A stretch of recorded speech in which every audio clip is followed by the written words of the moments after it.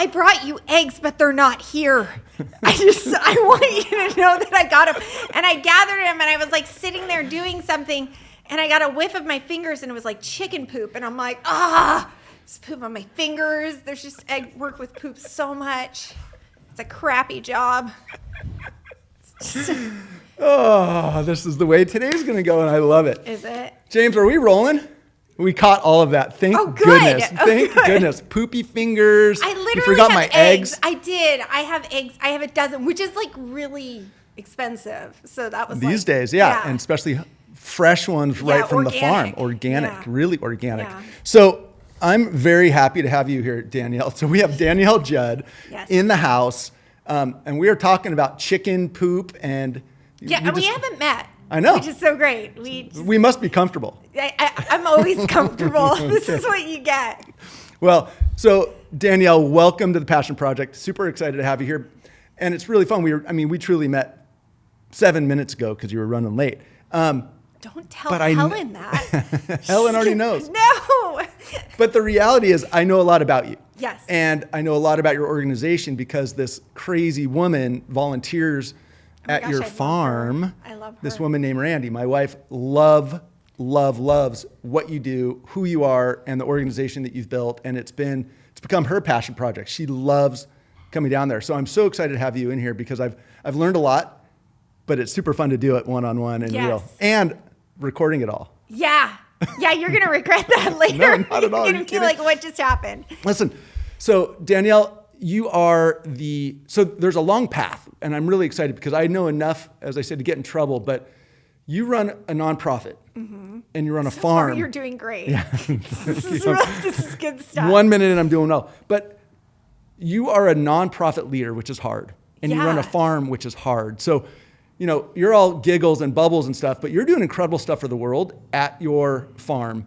Farmhouserescue.org. Anybody will be able to go on and we're going to talk all about it. But anybody that runs nonprofits, I want to understand why. I'm very fortunate to have a lot of nonprofit leaders in here. Nonprofit leadership is hard, and you don't start there. It's not like you went out and got your degree or go, I want to run a nonprofit. I mean, some people do.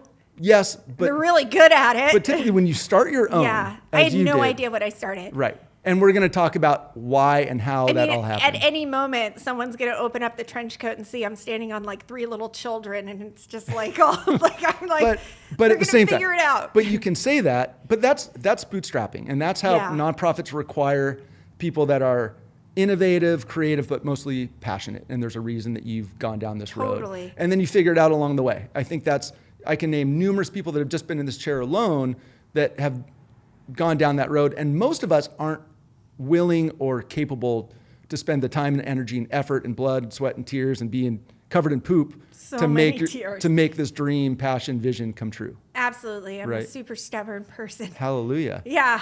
Okay, but your background is totally different. So I'm really excited to talk about it. And before we jump in, so again, I mentioned Farmhouse Rescue.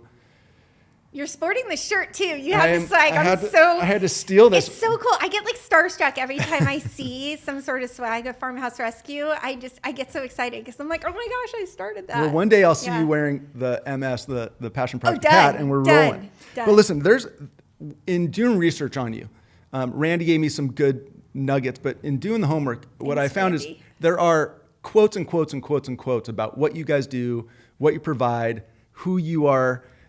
I'm going to kick it off with one that I just thought it kind of goes right to the heart of it. The farm that grows purpose. And I love that. And there are so many that I really love. And so I challenged you beforehand just to be yourself. So be big and be whatever. But I'm really excited to learn how you got to this place because where you started was very different. Oh, yeah. So if it's cool, can you start with before the farm and before your career? Because typically I would think that somebody that I'm going to go start a farm, there's got to be, I would think, you grew up with animals or you grew up on a farm or grandpa had a farm or something. I don't know if that's true or not. So just let's start at the beginning. Where did you grow up? And maybe what was like, we're not going to spend a ton of time there, but like what was life like and where was it? Because that's going to inform where we go on the path that brought you here. Oh my gosh. Okay. Well, it's kind of a crazy backstory. I mean, I went to like 17 different schools by the time my senior year. So I was really good. So when people come up to me and they're like, oh my gosh, Danielle, I remember you from school. I'm like, oh shoot, which one? Oh no. And I moved around a lot. So it's not like I had a farm per se, but there was this one time, my dad is a musician. So there was this one time that we were in Ojai and I was in 4th grade. And I think he just wanted to just make me happy somehow and was just like, what do you want? And I'm like, I want a farm. And he's just like, okay, but you're going to be in charge of it. I'm like, I got this. I'm in 4th grade. I'm basically an adult. And so I got chickens and a horse and I had pigs and goats, but like I had to do it all. So I had to feed the animals. I had to make sure they were locked up. And one time there was a bear that came and attacked the chickens and I still had to go out there and go deal with it. I mean, it was kind of learn as you go type of situation. So that was my past with animals in that sense. Why did you guys move around so much? He was just, I don't know. He was a musician. So a lot of times with musicians, it's either, it's feast or famine, right? So you'll get a gig and it's really good. And then you won't. And then no one's hiring you. Right. So it was just, that was a really hard time, like growing up in that type of sense. So you never really had stability. I wasn't really a very stable child in the sense of like knew exactly what was happening in that day. But I really forced myself to make friends and do things. I was fencing. I did fencing. So I was like first in the state for fencing. I did épée and foil, which is fencing. I'm a super fencing nerd. And I don't know. I love people. So I'm a super people person. And I had my son when I was 21. So I was really young. And I was a single mom for around 8 years. And I taught piano, actually. I was a pianist, a really good pianist. My mom graduated so she went to Juilliard. Oh, wow. And so she was a pianist. So, of course, I was a pianist. And I taught kids piano, and then I met my husband because I didn't want to date anyone. I was manorexic, as I called it, because I was just like, I haven't met the right guy. It hasn't been working. I'm going to be okay. I'm going to get cats. Cats don't like me. I don't even know why I thought I'd get cat. I haven't met a cat I have like 12 cats at the farm, and not one of them like me. And I try so hard, and I think it's because I try so hard. That's why they don't like me. But I just want too much from them. And I met my husband, and we ended up getting married. Okay, I'm going to stop you there for a second because did I go too far? No, it's all good. But I'd like to dig in a little bit. So dig. Dad was a musician. Mom was a musician. Yes. So you've got that gene, and you said you were a very good pianist as well, and you taught piano. Fencing, I did fencing in camp when I was a kid. I actually really liked it. It's fun, but right? I think half the people listening go, what's that? Oh, I think I've seen that in the Olympics. Swords, yeah. It's pretty, but it's a dexterity thing. I mean, it is very much, and it's very elegant. And I'm very competitive. So that's a hard thing. I don't, to a fault. It's, Marty McFly with chicken. Sure. That's like me when you call me a woman. It's weird. It's not even rational. But this is already, you're already... When somebody says, I was at 17 schools, you're like, wow. You're like, but I'm really good with people. Did you learn to be good with people because you had to, because you moved around so much? You have to. But some people don't. Well, you either don't and then you suffer, or you do and you find a good time. I mean, there was either like cry or a smile, and I just chose to smile through it because I didn't have I had another choice to feel sorry for myself, but I wasn't about to do that. Is that a constant thread through your life? Oh, absolutely. To choose to be positive like that? You have to. I'd rather laugh than cry is what I always say. And sometimes I end up doing both, and it's very confusing for everyone, but it's one of those things that you have to succeed no matter what. You have to thrive no matter what. Well, yes. But not everybody figures out how to do that, right? And the reason I ask questions like this is because that's going to inform. At some point, we're going to start talking about the farm, and I'm going to go, well, that's where that comes from. Like, you've learned the skill of people. If you can engage people all the time, which is why Randy loves you and loves working on there, and you've engaged communities, loved to come spend time on there, and there's quotes that talk about it. It all starts with this choice to be positive or to cry. I mean, honestly, the farm is that happy place. It's that home that I want to give people. It's that, that rock for people to have that they know is always there and that they can come to and feel comforted and just feel themselves. I don't wear makeup on the farm. I look quite great on the farm. This is not what a farmer usually looks like right now. I feel like a person out of my own body, but it's a safe place is really the farm is what it is. It's so great. And we're going to spend a lot of time there because it is so impressive what you've done. But you did a bunch before you became a farmer. Yeah. Not that I don't think you would quantify yourself as a farmer.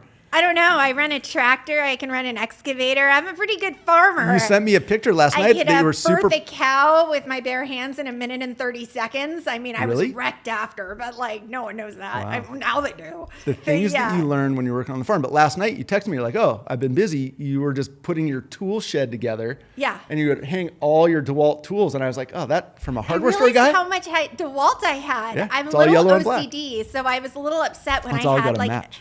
I had a couple of items that weren't yellow and it really bothered me. And I'm like, should I replace that? No, stop. See, this is the beauty of this is that I love when people just flow because everybody's getting I'm starting to get an understanding of who this woman is. Are they wanting it? I don't know if they want it. Because listen, where you end up is based on where you came from and all this happens for a reason, right? So absolutely. So we're going to go back. You were starting to talk about you got married after you were a single mom with your youngest or with your oldest. But prior to that, so did you go to high school in Ojai? Is that where you were? No. Okay. I went to so many different high schools. I mean, I went to I can't even remember. Was it all in Southern California? I went to 7 different high schools. Yes. So you were moving twice a year. Seriously. Wow. Yes. And that was hard, I would imagine. It wasn't easy, but it actually taught me to not be attached to things, which is not good in some ways, but I think it's great because I could throw out anything. I have no attachment to any sort of item whatsoever. What about animate objects like animals? Oh, absolutely. Big attachment. The souls. Different. I mean, Okay. George Hamilton III is a pig, and he is absolutely, he's on my screensaver on my phone. That's so fun. When we had a evacuation from a fire, I was trying to load up George in the car before my husband. George is the pig. Obviously. Before your husband. Yeah. I was like, my husband's like, is there room? I'm like, you have a car. You're very funny. So I'm going to keep going back through there. So when you were in high school, bouncing around nonstop, making friends, not building a ton of attachments because you're moving so much, did you have a plan or a goal for after high school? No, I just I think my goal was to survive and to just get out. So to figure it out. It's just every single second I was like, I will have stability later. And I just need to survive this and get out of it. So get out of high school, get out of school, get to become an adult and make my own decisions and be able to figure out how to have stability. So that was my goal, was stability. And how did you find it? No, I messed it all up. I had a kid at 21. I screwed it all up. There it went. And so when you're 21, yeah, and there's a couple years before it, but let's say from high school until, I don't know, what were you doing to pay the bills? Were you living on your own? Were you living at? Absolutely. I was living on my own pretty much. My dad was always out, so he was working all the time. He worked with different things like the XNFL he'd do sound for. He did a bunch of different projects. So he would really never be home. So I was pretty much on my own when I was around 17, 16, where it was really no one was home and I had to figure out how to get to school and figure out how to do it all. And then all of a sudden it's like, no, your house isn't there anymore. You have to move to a different house. And then I'm like, oh, okay, cool. I'll figure that out. So it was something that I just had to do. So what I hear here, again, knowing what I know, what we're going to talk about with Farmhouse Rescue is you'll figure it out. You have to. But that's kind of, again, you say you have to, but a lot of people aren't as skilled at it or don't have the gumption or the confidence just to go, I'm going to go figure it out. A lot of people I don't know if I'm that good at figuring it out. Well, I like people to figure it out for me. People maybe that don't figure it out, from my perspective, have a safety net. But when you're on this tightrope and you're walking and you know there's no net, you figure it out. You just got to. You have to. There's no safety under you. There's no one to rely on to catch you. So it's either you do it or you don't. See, to me, that's a huge distinction. And again, I think you parlay that in when you talk about, we're going to go do this farm. you're like, there's no safety net. We're just going to do it. We're going to figure it out, right? And you're going to learn how to birth a cow in a minute and 30 seconds. This is like a therapy session. No, this isn't fantastic. But this is connecting the dots. This is no one's gone this deep. This is great. I love this. But again, I always say that in this room, most people learn about people when they've started something. So people, like most people probably know about you from your Genesis story of like, why did you start a farm and on? And I'm really curious. Anybody can go read about that. And there's other interviews with you. But I'm always like, well, how did they, like, why? Like, or how did they have the balls to go, let's go start a farm? I'm pretty open about my childhood in the sense of things were hard.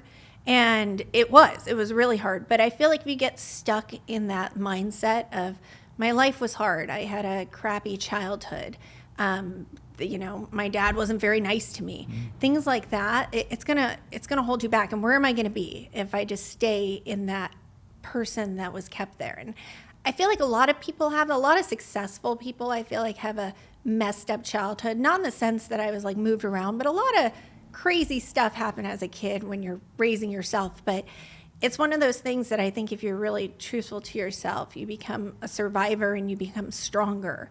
So it's kind of like one of those things that when I'm put in boiling water, I'm not just going to, weep and just become soft. I'm going to become like an egg, and I'm going to be hard, but I'm also going to be like, a tea leaf where I'm going to make this beautiful aroma for all to smell and to be good. It's just, you either make your life good or you don't. I feel like you make your choice, and you can victim yourself and blame other people for why you are who you are. And you're totally justified to do that.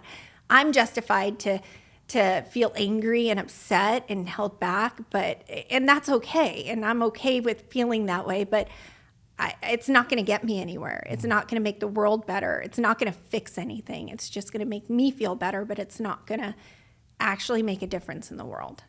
So. Yeah. Rad. That is so, thank you. I mean, what I hear from you just in this few minutes of kind of unpacking this is this real sense of grit and independence and determination baked in with creativity. Absolutely. And confidence. Like, that's a pretty magical combination. A lot of times I had my confidence knocked down. I was made sure my dad was really good at that. So it was a really good thing. So I constantly fought with myself. That's one of my hardest battles that I fight with myself, is the confidence to really know that I'm doing good. And it's that constant battle to know that I'm living my life fulfilled and I'm doing everything that I should be doing to my capability. And I feel like I could always be doing more.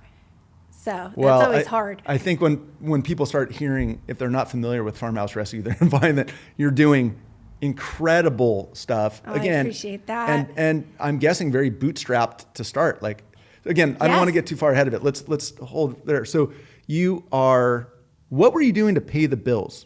So I taught piano. That's what you did after high school? Yes. I taught piano. I was really good at it. I loved teaching piano to kids. I would get kids playing classical within a year. It was one of my favorite things, is to teach the kids and to watch them smile and to watch their confidence grow was incredible. To not beat them down with something, but to lift them up. It was one of those incredible things that and my kids loved me that I taught. I was like the piano teacher that they were always excited was there, because I was excited for them. Even if they didn't practice, I'd be like, oh, you're going to make this lesson so boring. And they're like, I'm sorry. And I'm like, it was great. It was fantastic. I absolutely love that. I do miss teaching piano, but I'm happy that I had that journey of doing it. And then I did so many things, you guys. It's gonna be so weird. We don't need to go through all of it. Are there? Okay. I know where you ended up. I designed clothing. Okay. I sewed as a kid. My grandma, she was an incredible seamstress, and she would sew.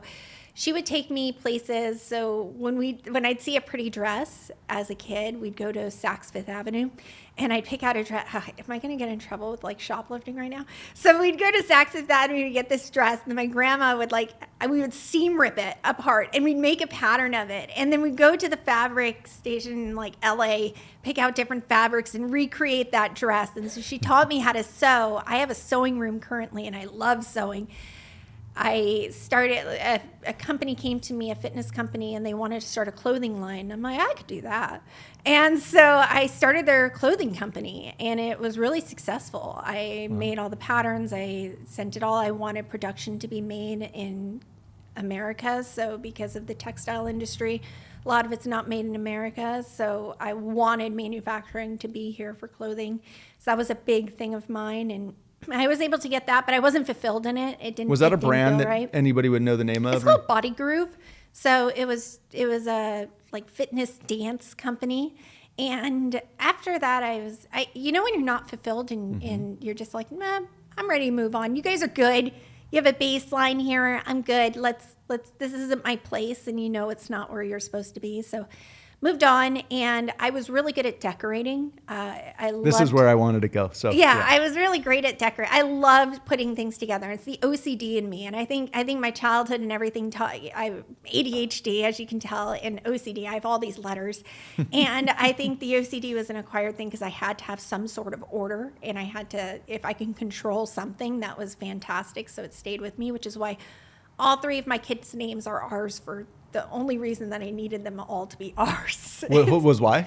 My OCD, I needed my kids' names all to be R's. It all had to be the same letter. letter. Yeah, I sound like an angry pirate when I'm like, River. What are their names? River Remington Reagan. Oh, wow. Yes. Okay. Yeah, it's no reason whatsoever, just R's. The first one was R, River. And after that, when we had the second child, I was like, well, it has to be an R. And my husband's like, why? I'm like, because it would be weird. And he's like, no, it would. I'm like, yes, it would. So it's not fun with water bottles, but I was really good with it. It's not fun with water bottles. No, it's horrible. Everyone has an R. But I was really great at just piecing items together and seeing how they work together. And actually before that, I painted. I was a painter. So I paint, not like houses, but actual paintings. Like fine art. Yes, fine art. And I had an art agent, and my art was in the Aria in Las Vegas and was on a couple of wine bottles. And I was like, okay, I reached its peak. This is good. Yeah, I did it, but this isn't it. And so then I went to the decorating, and I loved piecing things together. And people were like, you should do this. So I started putting on social media, and people were reaching out to me. And then I got reached out by some HGTV people, and I started decorating for that and I was really into it, and I still am, holidays. I love holiday decor. Okay, so two things. So one, you mentioned HGT. Like, I love how you just moved. Oh, I got recruited to do this Body Groove. I was and then I started doing art, and it's in the Aria, and it's on wine bottles. Like, this wasn't like you spent a lifetime becoming an artist or a seamstress. You did it in like 2 years at a very high level, right? When I do something, I really give 100%. I'm not like a halfer. It's weird. I'm really all in or nothing. So I have to make it successful no matter what. It's just one of those things that I give it everything I can. I so appreciate that statement. Perfect. That's the way everybody should live. Well, yeah. It would be good, right? You have to. I hope my kids do. Yeah.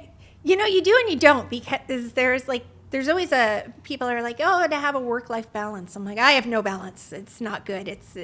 I'm trying now. I have to actually tell myself to take breaks, which is really difficult for me, to separate myself from things, because I feel guilty when I'm maybe doing something that, like cleaning the tool shop.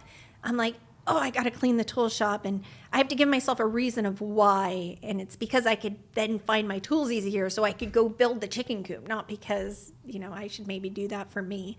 But it's just something that it's always been in me, that you have to give 100%. Well, it pays off, and it looks like it has. So you mentioned HGTV. Talk more about that. Again, all these high level, and you just skirt over them, which I appreciate. What were you doing? What were you doing for HGTV? So my husband and I, so I was really good at decorating, and we bought a house to flip, and we were doing all the work on the inside of the house with the contractor. Well, the contractor was taking his sweet time, and it was annoying the crap out of me, because I'm like, this should be done in 6 months. And he's like, no, that's not how this works. So I started really watching how it worked. And I started noticing, that things weren't done on time, or I wasn't liking the product. So I started learning.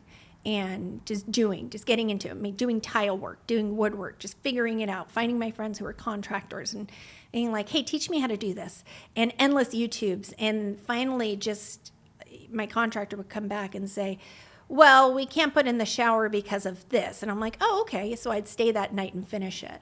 And then I'd call him the next day and say, hey, it's done.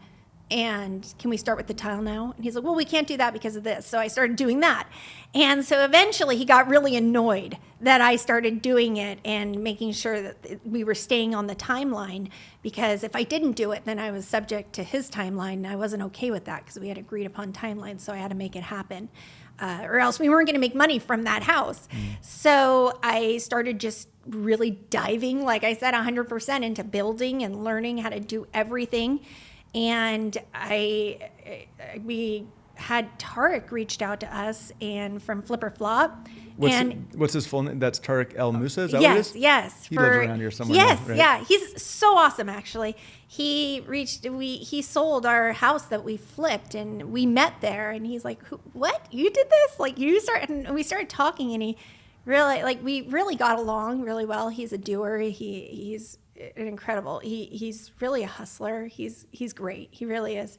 And he goes, what else do you do? And I started showing him pictures of all my designing and decorating. And I started decorating his home. He'd have People magazine come for Christmas, and I do the Christmas decor. And then I did Christina's his personal house. home? Uh-huh. So is this part of the show or after the show? No, this is during the show, I guess. So his personal home, they'd come over and do different series and whatnot during the Christmas time specials and Halloween, and just anything that he needed around the house or anything that he really. It was really cool. And I did Christina's home for her Christmas, and I loved it. I loved designing. I loved talking to him too about just making it and just giving it my all. And he was very inspirational in the sense of, you're doing a great job. Just keep doing what you're doing and keep working. You're doing great. And he appreciated that. Everything that he has right now, he worked for, and he worked really hard. A lot of people don't know that about him, but he worked for every minute that he has. Got it. And cool. That's good to know. For you, really inspiring to me. That was fantastic. And in the meantime, I was... well, your work's being captured by, it sounds like, People Magazine, HGTV, right? Exactly. So it was kind of cool. And I started working on all these other houses, and then I'd help with other shows with HGTV and stuff. So it was really neat where I really got into it. But then I got really sick. So hold on. Before we get there. Yeah. Because that's the big pivot. I think that's the turning point that leads us to Farmhouse Rescue, right? So were you, going back to HGTV, you're working with Tarek and Christina on their personal homes and on their shows and other shows. Are you getting credit for what you're doing, or is it all, are they getting credit for it? I think that's just how the world works, right? I'm not really looking for the credit. I wasn't looking for the credit there. And that wasn't what, I guess it wasn't my ultimate goal was to become a designer in my sense. I was doing it because it made me happy and I enjoyed it. So I don't know if he has different things where he comes over and says the stuff she does I can't do on my Instagram, and I didn't really capitalize on it with the credit. I probably should have. That would have been great, but I didn't.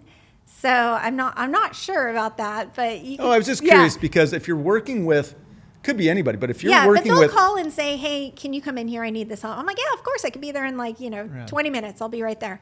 It was something that I just loved doing. When you're just this passion and you love doing. And in hindsight, yes, I should have, if that was my career choice of getting this, I should have, really pushed that. But that wasn't what I wanted. I wasn't even sure what I wanted at that point. That's what I was going to ask you. I was finding myself, I guess. I was like, gosh, this is fun. I'm really good at this. I love this.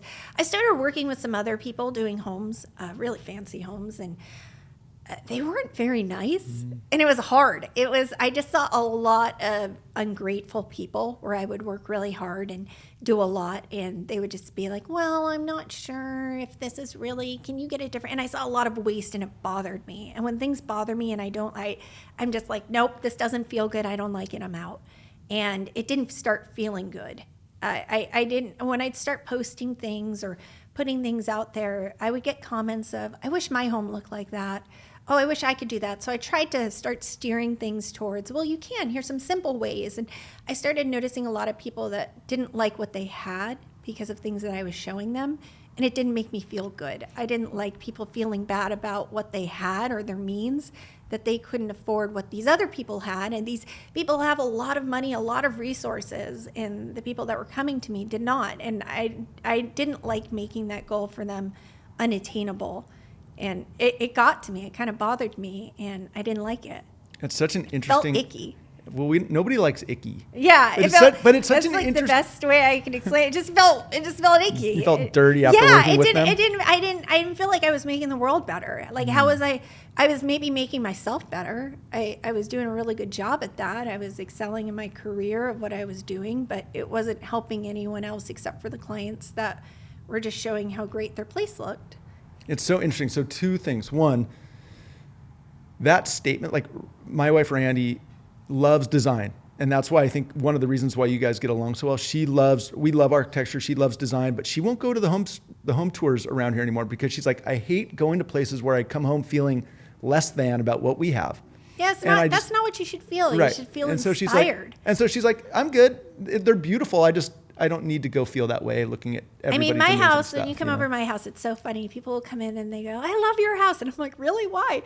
Our kitchen is based off a church. So we have church cabinets in our kitchen. I have a freaking luggage cart and a knight in shining armor in my... Your home should be what you love. 100%. It should make you happy when you come home. It should be everything that you love. And I'm a weird person. I like weird things. And I love antique stores, and my home is a mixture of my weirdness, and it makes me happy when I walk in, and that should be what it is. And everybody find this unattainable goal of making their home this place of things that they see in magazines, or when shiplap was really bad. Everybody needed shiplap, right? It was one of those things that it's like, do you even like shiplap? Do you even like this farmhouse aesthetic? It's what do you love? What do you find comfortable? And what are you happy with? And that's something that I really want to have when I come home. I'm just an odd duck, and I have odd things in my home. But it's your home. That's the beauty of it, right? It's great. And everyone loves it, which is so cool to me. And it's weird to me. I love that people love it, and they're like, this is neat. It makes me happy. It does. It totally makes me happy. So I do all the decorating, and I have 8 Christmas trees in my house, all themed. So, I'm going to ask you a question about that. And it's not like I have this huge, it's just, 8 trees crammed in different spots. It's not like I'm just like, oh, yes, I have 8 trees. But Randy mentioned specifically, she said that Danielle's Christmas trees look like they are straight out of Neiman Marcus. She said they are stunning. Oh my gosh, when she came over, she came over and walked in the door. I'm like, Randy, because I get a new theme for a tree every year from my kids or my daughter or I don't care. I'll just pull it out of the air. I just need a new theme. And this year was the Nutcracker Suite, and it was my favorite tree, and I love it. I love the challenge of it. So I had ballet slippers in it, nutcrackers in it, music note ribbons through it. I had dollhouse grandfather clocks all over it. I love it. I did a fruit of the spirit tree where I actually did like fruit baskets, and then I ended up folding pages of books for the different words of the fruit of the spirit, and like meekness, and it took hours. I have issues. There's so many issues, you guys. No, but I have more issues than a Vogue catalog. Okay, but see, that's the beauty. It's not good, Danielle. That is the beauty, because none of this happens. But that makes me so happy. Okay, first and foremost, that's what it is. I love what you said about a person's home should reflect them. Randy and I we're very fortunate. Our aesthetics are the same. It's very beachy, and like it's us. It's not, you're not going to find it in a magazine. It's us. And you've got a luggage cart and a suite of armor. Oh my gosh, it was so bad. That luggage cart was so bad. So I didn't tell John. I often go to antique stores, you guys, and I'll go pick out these antique things. And this one was really big, and I didn't have a car. I didn't have my truck. I drive a truck, and I didn't have my truck on me that day. I had Jonathan's car. And I was like, can you just hold it? And of course, I forgot about it for like 6 months. So for my birthday, Jonathan and I went to San Diego, and this antique store is in Oceanside. And on the way there, I'm like, Jonathan, I'm getting like hate mail from this antique store. Can we just like pick up my item that I bought like 6 months ago on the way back? And he's like, oh, yeah, sure. And so we're getting to the hotel, and he's like, well, what did you get? I said, just, we need the truck, and we have the truck. I'm like, it was something with luggage. And he's like, what? I'm like, I didn't want to tell him. And then we're checking the hotel, and I'm like, it's that. And I point, he's like, a freaking luggage, a luggage trolley? You got a luggage trolley? And I'm like, yeah, it's great. So what are you going to do with it? I'm like, I don't know. I bought suitcases too. And listen, I just want to put plants on it. But you have so anybody that's listening is hearing that you have it might be quirky, but it works. And you have a vision and you make it amazing because you're 100%er. And so let me ask you about Jonathan real quick. Oh, he's awesome. He's so opposite of me. It's fantastic. That's what I was, okay. Yes. I love that you and Randy Jonathan is just, he's just a good egg. Everyone that meets him is just like, sometimes we'll go, people will come up to me. It used to bother me a lot, but it doesn't now. People come up to me and go, I just love Jonathan. He's so great. He's so good. And he's just, he's so patient. And I'm just like, well, what am I, chopped liver? This sucks. This often happens at church, by the way. So, but he really is. He's such a good, and he has so much patience. And he's my biggest fan, and I'm his biggest fan. And he really thinks I'm incredible. And when I'm ready to just cry in the shower, which happens a lot, that's where I do my crying. I've always done my crying in the shower. I don't know if anyone else does their crying in the shower, but I do. No one can see you there, except for when you're married, then they can. So sometimes he'll know when I'm down, because I'll beat myself up for a lot of things. And he'll be there like, nope, we're not doing this. Get up, you're not going to do this. Or if I have some sort of idea of, hey, I'm going to do this, he's like, yeah, let's go do it. You can do it. And when I get annoyed with people telling me that I can't do things, I'm like, can you believe that? And he's like, well, they don't know you very well. And I'm like, no, they don't. And he's just an incredible guy. Could I'm foreshadowing where we're going. I love that. I don't know where I'm going either. Oh, I know where we're going. Okay. Could any of what you have accomplished with not only, and we're going to get there right now, Farmhouse Rescue, could any of this happen without Jonathan's support? Absolutely not. None. No, he is my confidence. He really is. I seem like I'm a super confident person, but I always doubt myself. And I'm constantly just going, someone else could do it better. Why don't I just let them do it? And I'll do it, but I never think that it's great. And a lot of people think it's an art. I've never painted a painting that I liked. And it'll be at the Aria. It'll be on wine bottles. And I'm just like, no, I see every mistake in it. I see the things that are wrong. When I play a piece on the piano, I hear every mistake I do. I think it's an artist mentality that you see all the flaws in yourself. But the incredible part is when you marry someone that sees all the good in you, it equals it out. So he doesn't see the flaws. I don't know why. I mean, I'm sure he does, but he tells me how great it is. And even now when I try and practice a piece and I just hear myself messing up on things on the piano, he'll be like, that was incredible. And I'm like, you are deaf. And I need him. And I'm back at him when he's working. I'm listening. I know everything about his business. I hear all the things, and I'm his biggest cheerleader. But none of this is possible without Jonathan. It really is. You really need somebody there, somebody pushing you through and telling you that you're doing a great job and supporting you. And just being that's I've never had a safety net, and he's my safety net. And it's an incredible thing. And I like to think my kids growing up, what we talk about this, Jonathan and I do all the time. We talk about, what are our kids going to become? And he's like, they're going to do great things because they have us as parents, and look how you turned out. And I'm like, you're right.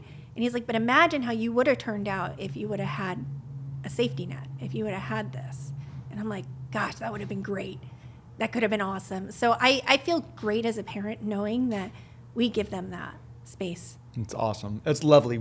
All those sentiments about Jonathan and how you guys work together, and it's really, he's so good. Beautiful. He's so patient. He has like a resting heart rate of like 40, I swear. I have like a resting of like 118 heart rate. We're just like total opposites and everything. He wears like white Converse on the farm, and yeah, he's great. He has a car with white interior. Who has a car with white interior? A psychopath. It's just, yeah. Yeah, but he's your psychopath. It's fantastic. I love that story. Thank you so much. Okay, well, it's perfect. You walked us right in. So you had started to talk about something happened when you were doing HGTV and all this. You had a health situation. We'll call this the pivot. Walk us through. This is like Danielle take 3. Okay, I love this. So I was pregnant with my third child, Remington, and I had this horrible headache. And I remember Jonathan was at work, and I had Reagan, who was 18 months old, or less than that, 15 months old at the time. And of course, River, who was around, I believe he's like 10, something like that. I had this horrible headache, and I usually get migraines, but this one was different. And I remember my nose started bleeding, and it was just this excruciating pain. Jonathan came home, and he's like, we need to get you to the ER. So we went to the ER, and the doctor was like, oh, you're pregnant, so there are migraines. And I'm like, oh, this doesn't feel like a migraine. But I was in this dream state, so I couldn't really talk too much. I was just kind of in and out. My heart rate was really elevated. My blood count was off, but that's something that's normal, I guess, when you're pregnant. So labor and delivery didn't want me because they're like, oh, she's sick. I don't want her. And the ER didn't want me because they're like, oh, she's pregnant. I don't want her. And I was actually being discharged, and this doctor came on. And I can't even explain the dream state I was in. It's kind of like if you've ever had surgery and you're coming out of anesthesia, that's exactly the state I was in, where nothing seemed real in that moment. And the doctor was like, I don't feel right about letting you go, because I couldn't really turn my neck well. I thought it was because I didn't sleep well. And he's like, I don't feel right letting you go. Would you mind if we did a lumbar puncture? And I'm like, what? He's like, a spinal tap. And I'm like, turn it to 11. And I showed my age right there, but he's like, okay. And I couldn't even feel it when they did it. I was in so much pain with my head. And immediately I was brought to the ICU, and I found out I had bacterial meningitis, and I was in there, and I didn't realize how bad it was. I was in denial the whole time. I have this weird optimism of fighting. I'm a fighter, obviously. So I didn't want to realize how bad it is. I guess kind of like when I'm a child, and I didn't want to realize how bad my situation was, because the second you realize it is the second you start to become a victim of what you're going through. So I'd have nurses come in, or this poor volunteer I remember came in and was like, hey, I was sent in to bring you this. And I'm like, what is it? And he's like, it's 11 wishes. It's your, you need to fill it out. And I'm like, 11 wishes? What is this? And it's basically like things that you put down before you die when you're in a bad state, when they think you're not going to make it. And I'm like, who sent you in here? The Grim Reaper? Go. I'm not dying. I'm fine. I'm like, not dead yet. And but it was that serious. Yeah, it was pretty bad. And I wasn't getting better. And then that turned into sepsis. And and all the while I'm pregnant, you guys. I'm like 7 months pregnant. And then sepsis, my baby was breech, out of all things. So they had to turn him. And it was touch and go on who was getting better and who wasn't. Because it was like, he kept trying to come out, and my fluid would go low. And then it was sometimes my life was worth more, sometimes his life. And as a mother, that's the hardest thing, because you're like, just save my child. And the doctors had to tell me that they have to figure out whose life is actually the one that they're going to save that day. And it was always touch and go on the day of who was better that day. Who are they going to focus on, either the child or me, because they didn't know who was doing better. And at one point, my husband came. I was in the hospital for more than 60 days, something like that. And he came in one day, and I remember I said, I have to get up. I have to go pee. And he's like, oh, okay, let's go do that. And I'm like, I can't feel my legs. And he's like, that's not normal. So I'm like, I'm just really tired. I'm just going to take a nap. And he's like, nope, we're not doing that. And he rushed out. And you guys, he's working all the time. He's going from work to the hospital, to the home, to the work, and he ran out. Nurses came in, and it turned out my organs started failing, because of the sepsis and bacterial meningitis and everything that was happening. Is this after you had the baby, or while you were? No, I'm still pregnant. You're still pregnant. Yeah, still pregnant, guys. Still here. And so it pumped full of potassium and my potassium was at a dangerous level. They ended up missing the vein, and that's so painful, by the way. And then, you're thinking, okay, this is going to get better, right? This is going to get better. But then I got a really bad case of pneumonia. So I had severe pneumonia. And it was at that point that we'd come in with phlegm tests, and they would have me spit in this jar. And I would spit in it, and it was just green and black and blood. Whoa. And it was really bad, but I still didn't realize how bad it was. And then they said, listen, my pulmonologist came in, and he said, we got to drain your lung. And I think it was the point that they had me, and actually before that, they said, the infection, you're so badly infected, it's in your ears. We have to drain your ears, but we can't put you under because you're pregnant. And I'm like, well, what do we do? And they're like, well, we can't sedate you either. So I had tubes put in both of my ears with no sedation while awake. And then I didn't even think it was bad at that. I mean, it was pretty painful. It was pretty bad. And then when he came back and he's like, you got to figure something out. We got to drain your lungs. So they leaned me over this bar and they used this scan to see where, to basically put a drain in between your rib cages to drain out your lung. And at that point, I broke down. I started feeling sorry for myself. You might be the toughest person I've ever met. Nobody was seeing me while you were talking about this. I'm about ready to pass out just thinking about what you were going through while at that pregnant. point I started crying. The other times I wasn't. I was making jokes. I was like, it's fine. Everything's fine. I was on a dilaudid drip, so that kind of helped. And I would get some bad judges from the nurses. Some of the nurses weren't very nice. So hold on. So you're in there for over 60 days. Yeah. They go through all of these treatments on you. You finally start getting better and have the baby, or do you have the baby while you're in the middle of this? No, I'm gonna have the baby right when I'm in the middle. So I start crying because my lungs, and the only thing that made me feel good was this show called Naked and Afraid, because I was like, oh my gosh, they are miserable. I am miserable. This is not good. And I just, I started asking my nurse, I started feeling sorry for myself. And that was the first time I've ever felt like a victim for my circumstance. And I was like, what the heck have I done wrong? I'm married to this incredible guy. I go to church every Sunday. I'm a good freaking person, Well, I'm pregnant right now. Like, this should not happen to me. And I just felt really crappy. And then I started thinking about other kids. And I thought, what do kids feel right now when they're trapped in the hospital? Like, do they feel like it's their fault? So I asked my nurse, and that nurse at the time was like, Danielle, you have no idea. These kids will blame themselves. They're like, is it because I lied to my parents? Is it because I was a bad kid? Is that why I'm sick? And that touched me. That's something that stood with me. And it was every day I would go into labor, and they would give me a drug to stop me from going into labor. They couldn't really nail down the pneumonia because they couldn't give me certain type of antibiotics because the baby was coming due. And so they really had to just stretch it out. And I delivered my son with severe pneumonia. I couldn't even speak. It was the quietest hospital. And he was breached, so they had to turn him too. Oh my God. So while I'm trying to deliver this baby, because I had sepsis too, so they can't just do a C-section, my pulmonologist is knocking at the door, and he's like, hey, can I get her down for a CT scan? And the doctor's like, hey, can she just have this baby real fast? And I had a mask on. I just wanted to hold him because I didn't know if I'd hold him again. And I was like, can I just hold him? And one of my friends that I go to church with, she was one of the labor and delivery nurses, and she would come and visit me all the time. And actually, my OBGYN, he visited me almost every single day in the hospital. He would just come say hi. I had different neurologists and whatnot, but she put the doctors were like, no, we don't want to do that. We're not sure. And the nurse was like, no, she needs to hold her baby. So I had a mask on while I was delivering, and this was before masks were cool, guys. And I was able to just pull it down, and I'm just ghost white in this photo, and I'm holding my baby, and then I just went right to the CT scan.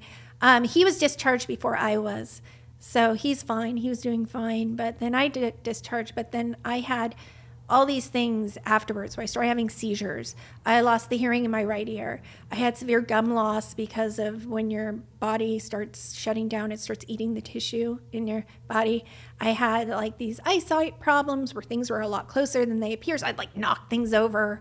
I had brain damage too, so I didn't remember marrying my husband. I didn't remember having my daughter. I lost a lot of memory and a lot of things that even now is so hard. And I felt dumb, and sometimes I still do. And I had depression before, but I had depression after really bad.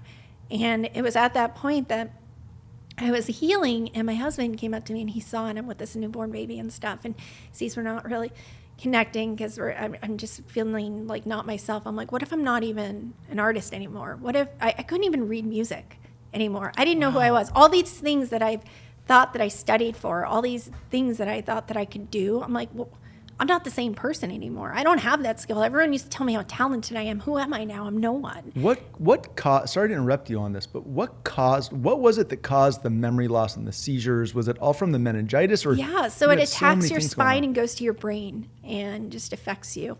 So it just, I was really lucky that we caught it so early. People lose limbs from it. There's a lot of bad things that happen. So yeah, it's pretty intense. Danielle, not like camping either. No, not like camping. You are so gnarly. Like I always say it. I say a number of things. One, I'm like, I'm not tough enough to be a woman on the best of days. Stop. And then two, to go through what you went through while pregnant. We always say that modern medicine has saved a lot of people in my family. Like without modern medicine, I don't think I would be here. Without modern medicine, you wouldn't be here. Without modern medicine, Randy wouldn't be here, just based on medical history, things that have happened. Absolutely. It's really incredible. So you've gone through all of this. You've now have a healthy baby, and at some point you get out and you're dealing with these traumatic brain situations. Yes, I'm trying to remember my husband. But what happens then that led you? There was a pivotal, something happened where you said, I'm not going back to my past life. I'm going a different direction. No, I was so mad. I was so depressed. I lost myself. I had suicidal thoughts. I was donezo. I'm like, I don't want this world anymore. I'm no use to anyone. How long were you having those impacts of the stuff that you described, the vision issues? Oh, forever. I still have it. Right? Yeah, I'm deaf in my right ear. I have to have reconstructed gun surgery I had. And the vision kind of was okay. The memory loss is still there. It's hard. And was it just a period of time that you lost, or is there other lasting memory issues? It's a period of time, and then short-term memories not so great. And it's my name's Mark. I know, right? No, seriously, it's like they had a thing that the doctor was like, she has like early onset dementia, like symptoms. Exactly, and it was one of those things that I'm like, oh my gosh, that's not good. How do we reverse this? So we looked into diets and all these different things, and I just, at that moment, I was just done. I had a seizure in Wonder Woman. So what did you do? That was awful. I started feeling really bad for myself, and my husband saw it, and he came up to me and he said, "When were you happy?" Mm-hmm. And I'm like, I had a horse once. And he's like, "What? I didn't hear this. What? You had a horse?" And I'm like, "Yeah, I had a horse, and I loved my horse. His name was Willie, and he was blind in one eye, and he was an absolute train wreck, but I loved my horse." And then I had a horse named Ivy, and I loved Ivy, and she just made me feel so much better. And he's like, "Oh my gosh, Danielle, we live in Orange County. Where are we going to get He's like, "Okay, we have to get you a horse." And I'm like, "Done. Let's find a horse." But I knew I didn't want to just get a horse. I wanted to rescue a horse, because I'm like, this is my good person moment. Because in that time that your organs are failing, you do what most people do. You make a deal with God, right? What was your deal? I told him, I said, "Hey, buddy, if I make it through this, I promise to dedicate my life to good. I promise you. I know that I was living my life for me, and I was really selfish about it, but I promise you, if you just let me survive, I will dedicate my life to good, no matter what that means. I will make this world better." And I didn't know what that meant. And afterwards, I was like, well, I'm basically a shit show. I mean, sorry, but it was like totally how I felt, where I'm like, I'm a mess. What am I going to give back to this world? I promised God I would do good, and now I'm just this utter mess of a person. How can I do good? And when my husband said, "When were you happy?" it made me realize that a horse did make me happy. So I rescued this horse. It was like love at first bite.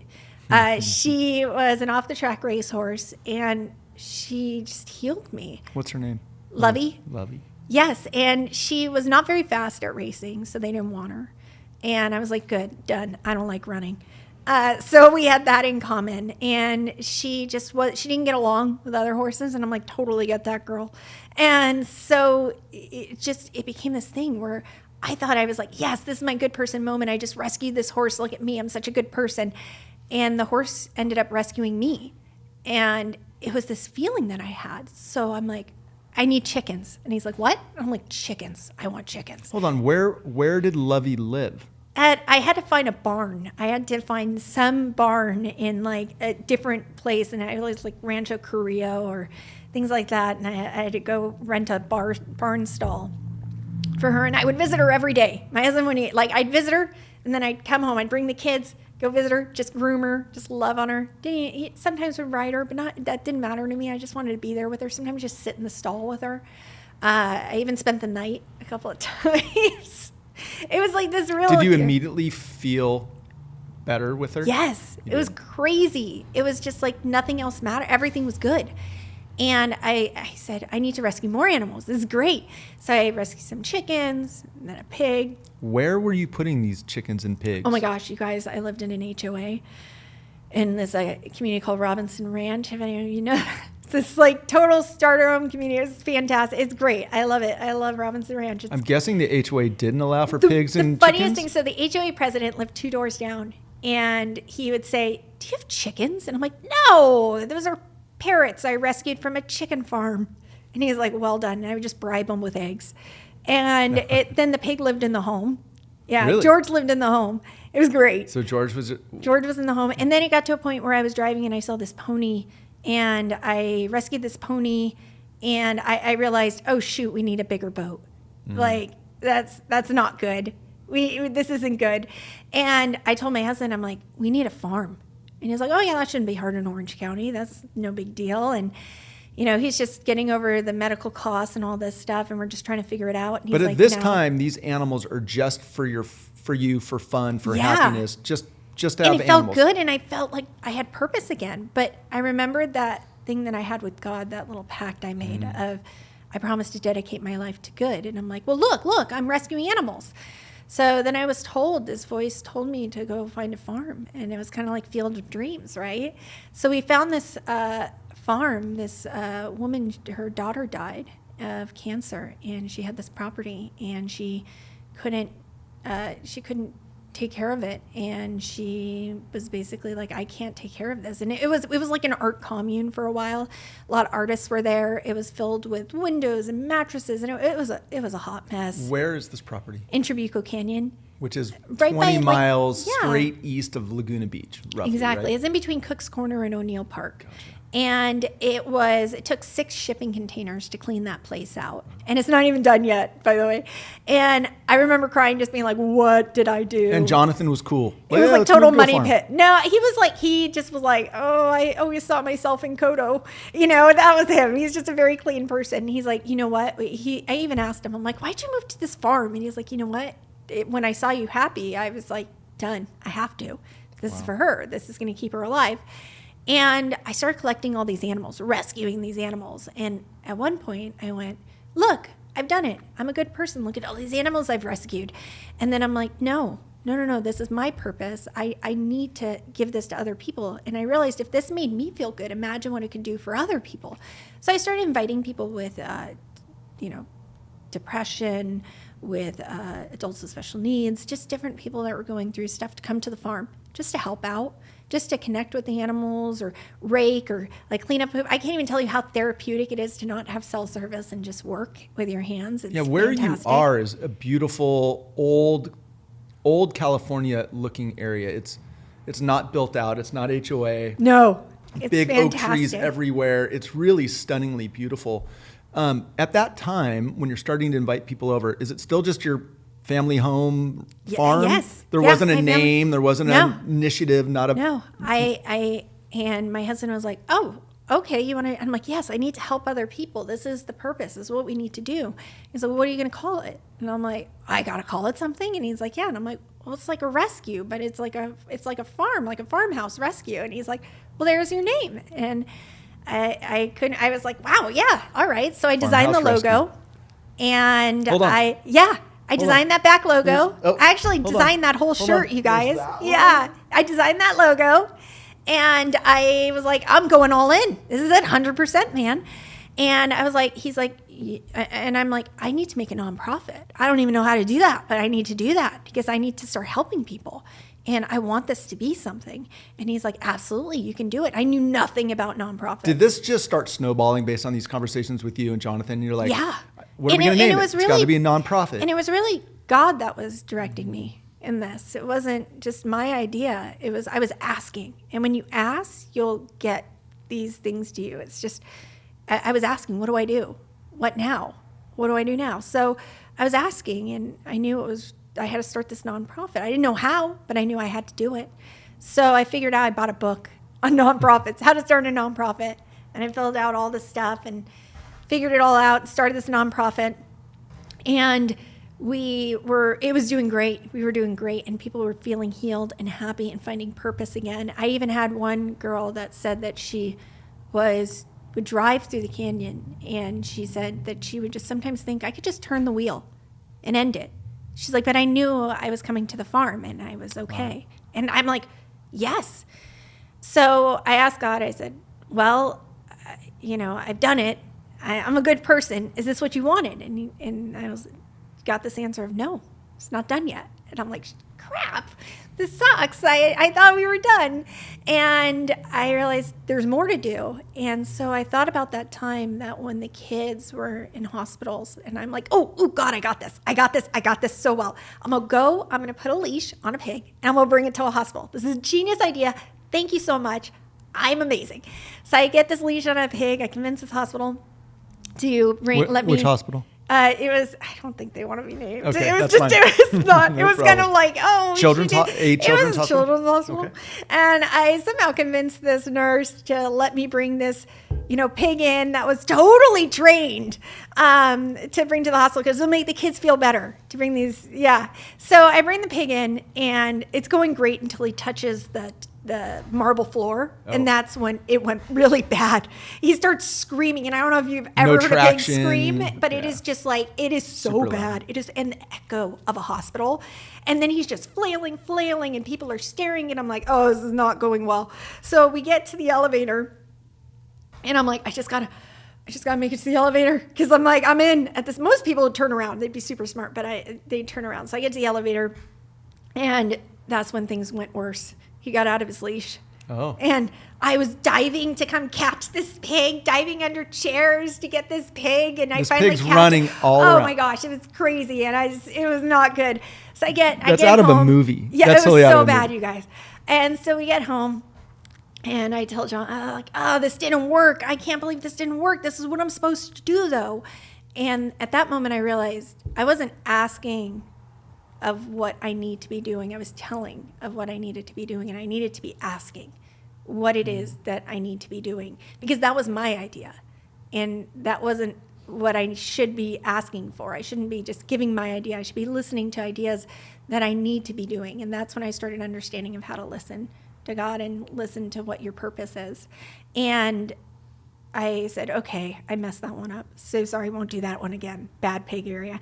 And I'm like, what can I do? How do I bring these kids how do I bring these animals to the hospital? How do I bring the farm there? And how do I bring the kids to the farm? And I'm like, wait a second. You're right. I'm going to live wire the farm. So I started putting cameras up at animal height, so the kids can watch the animals live from their bed 24/7, and they can make this connection. But then I thought, that's great and all to see these animals, but how do they gain this friendship with these animals if they're just watching them? They're not interacting with them. And I thought, pen pal letters. Remember pen pal letters from school? I had pen pal letters. It's fantastic. And I'm like, what if they became pen pal letters with the animals? Then the next thought that came in my head that was given to me, the next idea was, but I can't give it to them something boring. Nobody wants a letter. No one's going to write back in that. I need to give something that's purpose. I need to give it with them that'll make them smile. And I'm like, what if I gave a smile box? I'm like, what's in the smile box? And I start asking what should be in the smile box. And it's a farm plushie. It's a fidget toy. It's even a straw that's really cute and curly, because when you go in the hospital, you get this nasty drink that's in this plastic container. It has this horrible straw. I can't even explain this. Like it looks like it should go up and down, but it doesn't. And the kids, everyone gets it. People have been in the hospital and are like, yeah, I know that straw. And immediately the nurses will take out the straw and replace it with this fun, silly straw.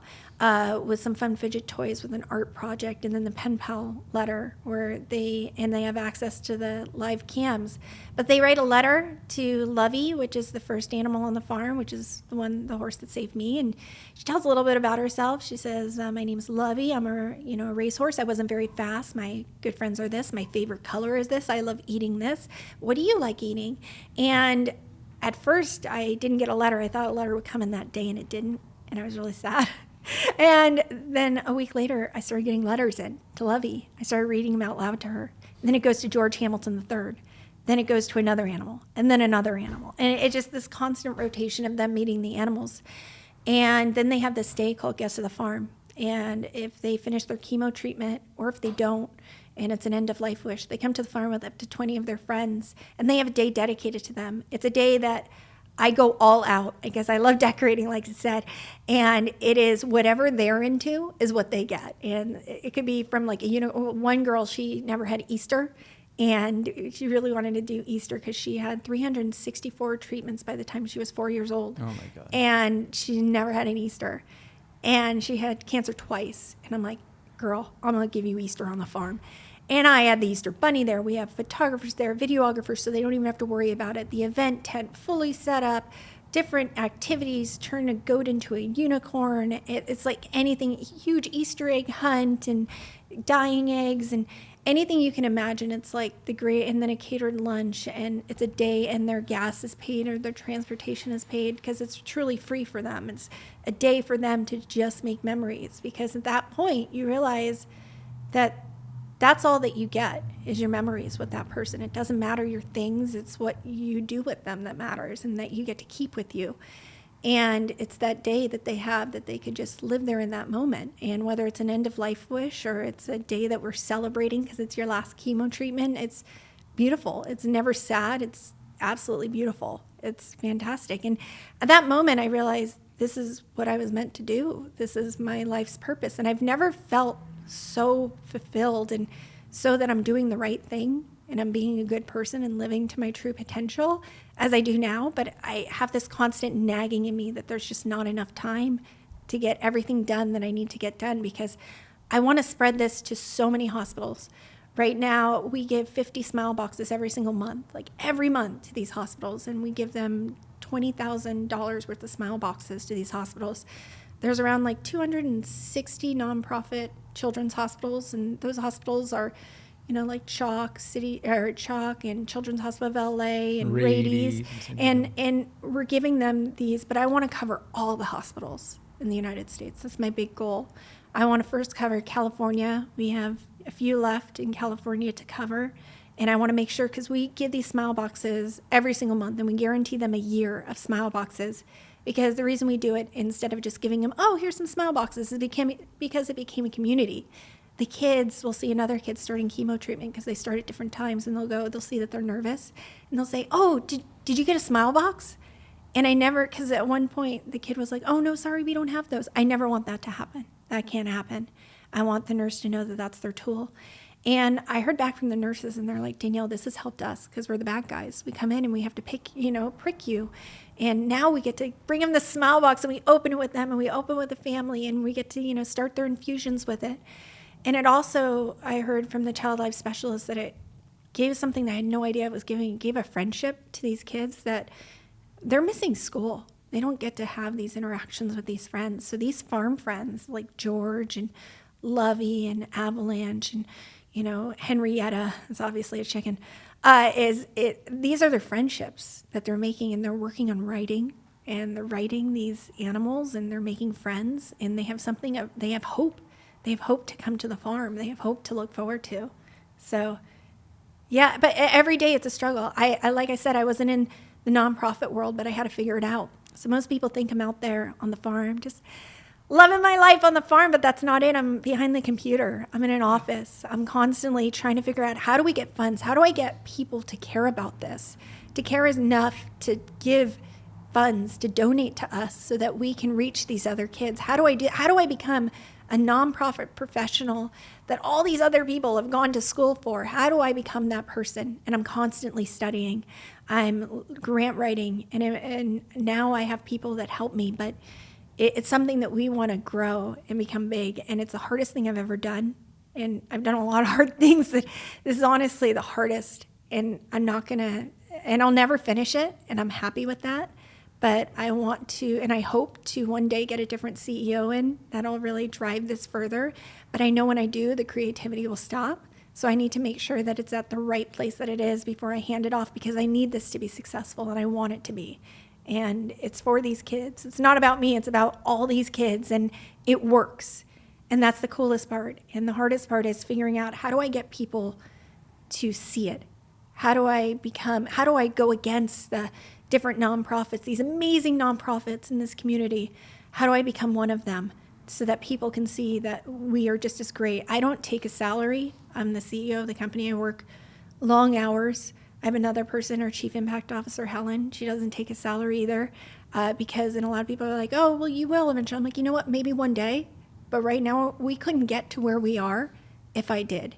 I couldn't be in these hospitals if I did. And this is a labor of love for me. And it's something that I made a deal with God, and he kept his words. So I just need to keep mine. And I feel like I'm doing it.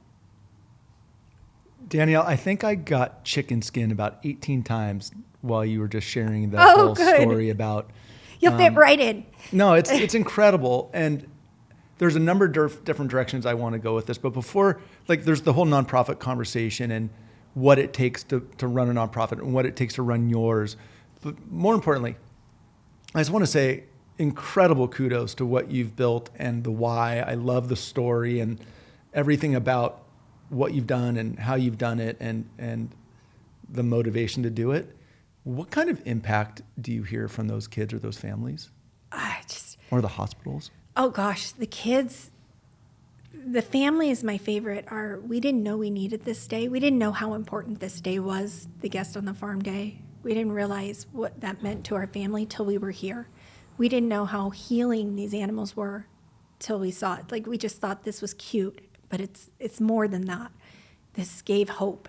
And the thankfulness, the thanks that I get is just, that drives me to go. Every letter that I get, every time I think it's hard, I get these letters that say, you know, my name is so-and-so, Amelia, I'm a patient at, let's say, Chuck Children's. This was a letter, and talking with you really makes me feel a lot better. That line always sticks with me, because that's something that I see. We even have like kids that write all the time that are frequent writers, and they're always writing to the animals. Yes. Oh, obviously. And the animals write back. They're very good at it. And it even got to a point that when the animals started writing back, I had volunteers help write them, right? Because you have to make sure these letters are appropriate and making sure that it's all good and stuff. And we started getting so many letters, and I'm like, gosh, guys, this is not, we're not able to do this. What do I do? So I had to figure it out. And I started realizing that the animals needed their own font. They needed to have their own handwriting, obviously, because, you know, when kids get these things, if they see Lovey and George as the same handwriting, they're going to be like, wait a second. So I have these templates for people to fill out, that I have so many of them with handwriting. Even bad handwriting, I say, is good, because that's chicken scratch, right? And it can be from a chicken, and each animal has their own distinctive handwriting.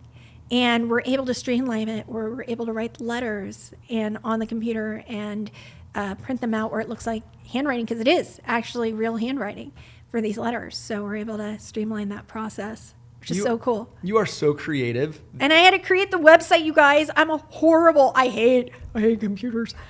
So I created the website. I had to learn how to do that, because you built it. Yeah. Because if you didn't, then who was going to build it, right? I started this nonprofit with no money. That's another thing. If you're going to start a nonprofit, make sure you have money. That's always a good thing. Don't be dying and then, you know, just to have young kids. Like, I always tell people, because I'll get some people that ask and say, I want to start a nonprofit. And I'm like, wait, before you do, why? Why do you want to start a nonprofit? Is because you want to start it to feel good, or do you want to start it to do good? Because if you want to start it to feel good, help someone else. What's your idea? Is someone else doing it? Help them achieve greatness. And it's not them, it's the organization. Are you doing it solely because you want legacy? Or is it because you have this passion to do good? And if that's the case, and what's your nonprofit? If no one's doing it, then start it. It's awful, but start it. It's not for the weak, but start it. No one else was doing what we were doing. And I knew it had to be done, and I had to make it.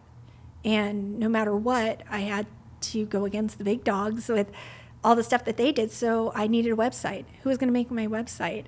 I had to make it. I had to learn how to make websites. I created on Figma. I learned website design just on YouTube and figuring it all out. It's awful. I hate it.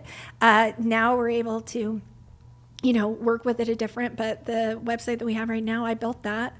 And even the logo, I made the logo, even the shirts, I was first stamping them all. We had a soap business in the beginning to help fund. I was making the soaps and creating all those just to we realized that was taking away from what we needed to do, which was the smile boxes and the donations for that. But even the designs for the smile boxes I created, it's every single thing in there has a purpose and has meaning.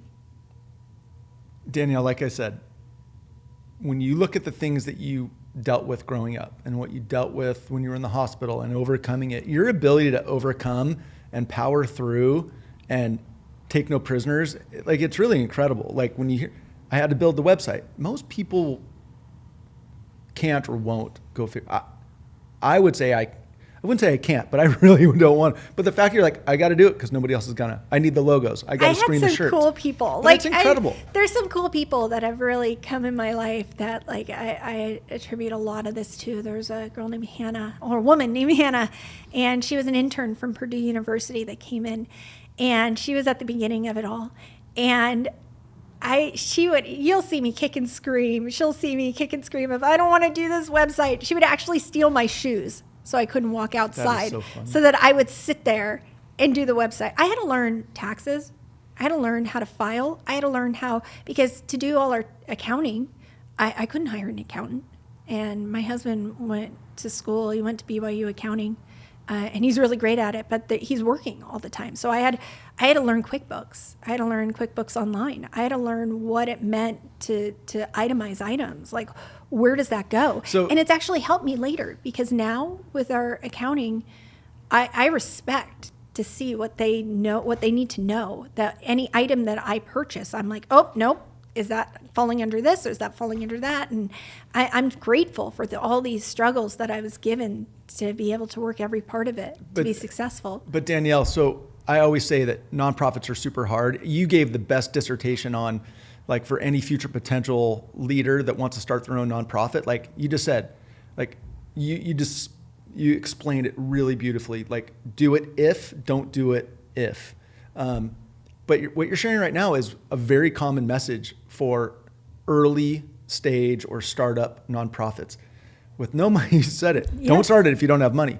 But people have to understand. You can, but you're going to be. It's hard, guys. It's very, very hard. It's hard, and I get, like, people are like, "Oh, it's hard." It is. It's hard to the point where you'll be sitting there going, "What did I do?" But at the same time, did I ruin my family? But not only that, it's hard. Yeah. But let's layer it on, because not only did you start a nonprofit, which is hard for all the things you just talked about, the website and the taxes and everything, you did it on a farm. Yes. That probably has a significant. My husband always reminds me of that. He's like, why do people start nonprofits? Yeah, and he's like, most people don't start them on a farm. And I'm like, he's like, you have a rescue, care. Danielle, and you have this thing with kids. He's like, you have two nonprofits together in one. And he's like, that's why it's so hard. What's the minimum? What is your base breaking? Like, what do you need every month to survive on the farm financially, to care for the animals, feed the animals, pay the bills? $15,000 every month. Got it. Yeah. And how? And that's not even including smile boxes. Oh, it isn't? No, that's just feed the animals, take care of the animals. So what I'd like to do and then it's $20,000 a year for hospitals. So when we take on a new hospital, we guarantee them a year. So we're in Chalk, Children's Hospital of LA. What's the fundraising look like for you, and what's the best way? We did so many different things. We've done summer camps, and that's the kids love it, because we get to involve kids in the neighborhood. They get to see what we're doing, and I get to teach kids archery and BB guns, and it's a real legit farm camp. You're gonna get dirty. You're gonna get your knees scraped. No, you can't wear shorts in the summer. You're on a farm. Wear jeans. It's like a real. I don't take much from people, and the kids get tough, and it's great. And so we did farm camp. We pretty much break even with farm camp, because I give so much back to these kids in the neighborhood or in the areas, because I want to give them this opportunity, these memories, and to see what it's for, and to learn about the good. And we do animal science lessons. One of our big things that we do is a gala. We did our first gala last year, and that was at the 2 years ago. It was at the Coteau Valley Country Club, and I am in charge of the gala. I did the whole gala, organized it, created the programs, did all the website for it, had, like, the lineup, set it all up, did the table display, even did the floral arrangements for our first gala. And we outsold our first gala in the first year. So last year we were the big dogs and we went to Balboa Bay Club. Wow. Again, I was able to hire a florist, which was fantastic. And just really, we upped our game and it was great. And that seems to be a really big thing. But I need people that are interested, like as a call for help. If you're someone that is, how can I help her? How can I do good? Obviously donate, because you always use your funds, and hiring people is fantastic. We need those people so we can take some hats off of me. I don't want to be the grant writer, because I that's my other hat is grant writing, which is really fun. But it's you can participate in the sense of, want to throw a gala? Have you never done it? Have no experience? Me neither. Let's do it. We can do it. I got your back. Just all I need is your want to do it, and we can throw it. Or if you want to be a part of this, just come be a part of it. Come make this great. Come do some good, because all of the proceeds are going towards what we're doing. It's an organization that there's no ego on the farm. I always say, once you have an ego, you're out.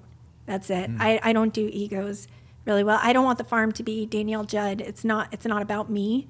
It's about these kids. It's about these animals. These are the heroes of this story. I'm just the crazy person that started it. Well, a passionate, impressive, crazy person, it's really incredible what you've built. Let me ask you this. If there was a magic wand for that ask, is it a financial? Is it volunteerism? Is it what are the best ways people can help? It's a financial. Honestly, it's a financial. We're not funded with all these grants these other nonprofits are given. It's these individual people that want to come out. We have a dream and a goal, and we're very close to it, of having an open to the public location. And it's one of these incredible situations that we really want to have an open to the public location where kids can come from all over the area, and it would be a farm, an active farm, but it would also be income generating as well, for just like aquariums or zoos. There's no farms. So we want to start that. And if we have someone that goes out there that is just, sitting on a bunch of money and says, I want to start a farm. Hey, hit me up, call me, whatever. Let's start a farm. I got your back. I can make it happen. And I'll get that thing up and running real quick. Trust me. Yeah. I'll do it. Well, listen, to that end, I think that's a good distinction. You're a virtual farm, as you talked about, for the kids that are in the program. They get access to the cameras 24/7. But otherwise, it's not open to the public, because these are rescue animals. Not all of them are. And we have live camera streams. Yeah. So we tried that. We tried having people come and visit, but I'd have to shut down the cameras, because you never know what people are going to say. Oh, interesting. And that's something that we always have to be aware of, because I'm responsible for that, because these kids are listening, and I want to make sure that what they hear is appropriate. So they're listening, and so it's live. Oh, yeah. And do you know how much those are being used, the cameras? Like, we don't have we don't get to see, but it's a lot. I'll go out there, and I remember it was really rainy last year. I came to a hospital, and this kid said, "Oh my gosh, I remember you. Remember when you fell in the mud?" And I'm like, "That wasn't just mud." And it's pretty funny. I'll get these things. Sometimes I'll be out there, and when I just need some time, or if I'll go. I used to be the one that used to feed to the farm twice a day. I don't get to do that anymore, which is fantastic. And I would be out there with my headphones on singing, and the kids would just make fun of me. It was like fantastic. I had my 70s mix on, and they would just laugh and say, "You're not a very good singer." I'm like, "No, that's actually, singing and dancing are the two things I can't do. I know my boundaries, and those are them." You can say with piano and designing and Christmas trees and yeah. websites and animals and farms. I don't know if I'm good at it, but I do it. But definitely, if it was a life or death situation and I had to sing on key, you're going down. It's not. Funny. I'd be like, "I'm so sorry." You're very funny. Well, you have plenty of talents. Trust me, plenty of talents. Let me ask you this, Danielle, and we're just about there. When you were in that hospital bed and you made that deal with God and you reflect on it today, how do you feel about how that's, when you look at the Farmhouse Rescue and what you've created and the impact you're having, how do you feel about that? It's such a feeling of wholeness, and I feel like, when you wake up and you're doing the right thing, and you know that you're living your purpose. It's one of those feelings that if I was to have the same situation again, and they were saying your organs are failing, I'd be sad because I wouldn't see my kids, but I'd be like, you know what? I did good. I did what I was supposed to do. I'm going to leave this world better than I came into it. And to have that feeling of knowing that you are living your life, your purpose, is something that is incredible. It's empowering to know that you're living your life to your true purpose. And when you leave this world, not only are you leaving it, but you're going to leave an impact for others to feel good and to do good. So pretty dang good. So good. But I'm not done yet. I'm not done yet. I feel like there's never enough time in a day. There's never enough time in a life to get done with what I'm going to do. But I know that what we're doing is right, and I'm going to keep doing it. Please do. Keep doing it. Do you have a clear vision of where 10 years from now, where you hope it will be? Oh, absolutely. We hope to have an open to public location. So open to public location, we want to employ adults with special needs and work in our workforce readiness, and just have that area for kids to come to feel that, to have that space on a farm, that they have a safe space, because they don't know farm animals. They don't get to connect with horses. Many kids, we want to bring inner city kids in to open to the public location. We want to employ people, but the 10 years from here, we want to make sure that we're in, if not half the hospitals in the United States, that our direction is headed there, and that we have it open to the public location. That's so awesome. Danielle, I want to help you get there. I don't know what it's going to look like, but let's do it. It is such a great mission. Anyone that wants to. I'm telling you. It's so great. If you want to be a part of it, I will make you as big of a part or as little of a part as you want. I'm all about ideas. I love it. I make things happen, and I want to do good in this world, and I'm down for anyone that wants to help. So I need your help. Well, you've got a beautiful woman that I live with. Oh, I love Randy. She loves working down there. I love her. And you have a very defined training program for volunteers that want to come spend time on the farm. Is that right? Yeah. So right now we're full with our on-the-farm volunteers, because our full-time volunteers, they come and they dedicate 1 day a week, the same day. And it's not an easy job.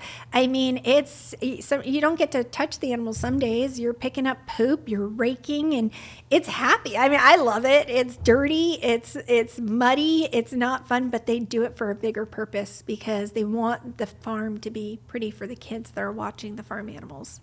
So I love my volunteers. I think we become a family. We know so much about each other. At the farm, you can be you.